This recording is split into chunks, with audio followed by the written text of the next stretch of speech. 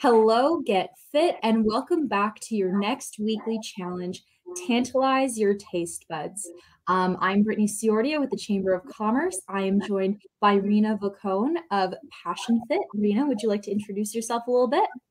Yes, thank you so much for having me, Brittany, and Happy New Year to everyone. As you mentioned, I am the founder and CEO of Passion Fit, which is a health, wellness, and fitness lifestyle company based here in San Diego. And I'm a proud San Diego Chamber member, and I'm looking forward to talking about nutrition with you today. Well, we are equally as excited. Now, let's just jump straight into the questions, right? We're obviously jumping into week 3, so we're more than halfway through the challenge. And one topic we haven't touched on too much is healthy eating. So when we want to get healthier, one of the first things that people start with is what they're eating. Do you have any tips for making healthy changes in our eating habits that are manageable? Yeah, exactly. I think that, for a lot of people, setting really high expectations for themselves, especially with New Year's and New Year's resolutions and maybe some unrealistic goals, can really lead them to a path of not feeling successful. And then they kind of give up really easily. So I would say, having a balanced and moderated approach is really important. That's what I do with all of my clients. And I tell them, you don't have to deprive yourself. You don't have to cut out all the different foods that you like. But it's more about that 80-20 rule and making sure that 80% of the time you are eating your fruits and vegetables and lean proteins and healthy carbs and all of those things. And then let yourself relax a little bit in that 20% time, maybe on the weekend, maybe on vacation, so that you can enjoy the foods you love, but again, in moderation so that you're not overeating the things that are not healthy for you. Understood. So that does mean we can still have those comfort foods. It doesn't mean we have to completely drop off the face of the earth and only drink a kale salad juice, right? Exactly. Yeah. Because I think if you deprive yourself too much, then you're just going to you're going to crave those foods more and you don't want to end up binge eating them later. So having a little bit in moderation is healthy. It's going to make you happy to be able to enjoy them. And you may even appreciate them more if you're not having them all the time. Sounds good to me. I'd love to appreciate a little chocolate cake a little bit more, right? Right. Now, on the flip side of that, why is it so important to have a variety of foods?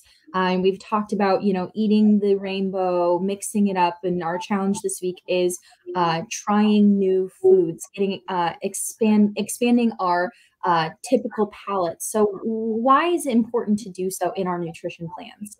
Yes, it is important, as you said, Brittany, to quote unquote eat the colors of the rainbow, because if you are eating a more colorful plate of foods, you're getting a wide variety of fruits and vegetables.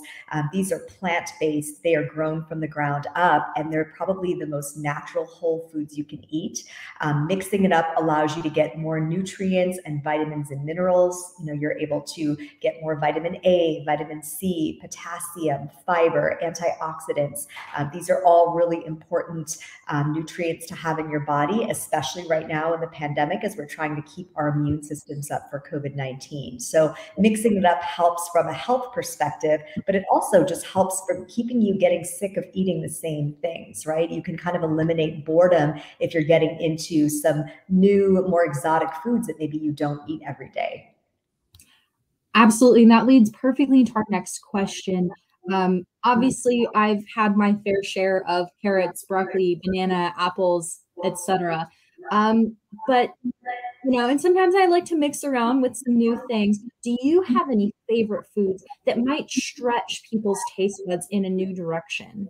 Yes. So I love, mangoes. I love kiwi. I just feel like those are more tropical fruits that you can eat on vacation. And so if you can add that into your daily life, I think that could add some delight and enjoyment to your palate and to your nutrition plan. I also am a huge fan of taking foods that you like and then making healthy versions of them. So as an example, if you like chocolate chip pancakes, why not make dark chocolate chips with whole whole grain pancakes. That's a healthy alternative. If you love spaghetti or pasta dishes, you could substitute regular noodles with either whole grain noodles or zucchini noodles. So that's a great way to sneak in some vegetables and still pair that with your favorite organic tomato sauces, ones that you might maybe make at home or buy at the store. You could use ground turkey meat instead of ground beef. So that's a good example. I love making smoothies. I probably have smoothies about 3 to 4 times a week after I teach fitness classes, and it's just a great way to replenish your body. And you can make your smoothie really tasty, so you almost feel like you're having a delicious shake. My favorite recipe is using unsweetened organic almond milk. I will add spinach or kale. I will add some berries, a sliced up banana. I'll put some natural peanut butter in there, and then a couple of dark chocolate chips. And when you mix it all up, it actually tastes delicious, and you've already gotten some protein, some fruits, some vegetables, antioxidants, and so much more. So I think if you can get creative and, to your point, not just eat the same old foods that you're used to eating, that's going to get you more excited, and your family potentially more excited to try different things. And that all sounds delicious. And we are so close to lunchtime. And I am a little bit tempted to do that smoothie that you talked about. Now, as delicious as that sounds, what are the benefits of eating the colorful foods from a disease prevention and management perspective? Yes, when you're eating a variety of foods of different colors, as we were talking about earlier, they all have unique nutrients and vitamins and minerals that they provide. And when you mix them together, they're working together for disease, prevention and management purposes. It will allow you to fight things like potentially cancer or heart disease or diabetes or obesity. Even vision loss is another one where different types of foods can help if they have beta carotene and different things. So I would say really think about how you can incorporate those foods, again, for the purposes of reducing, diseases or managing diseases if you do have, diabetes or heart disease or something else. And I think a big component as well from eating these different types of foods is they can help reduce inflammation in the body. And inflammation is one of the biggest causes of disease, and it can be caused by so many different things.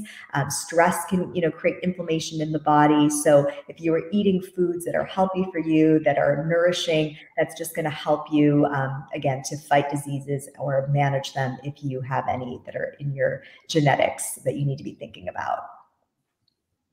Now, these obviously sound like such good reasons to start eating our rainbows and making our plates look that much more colorful.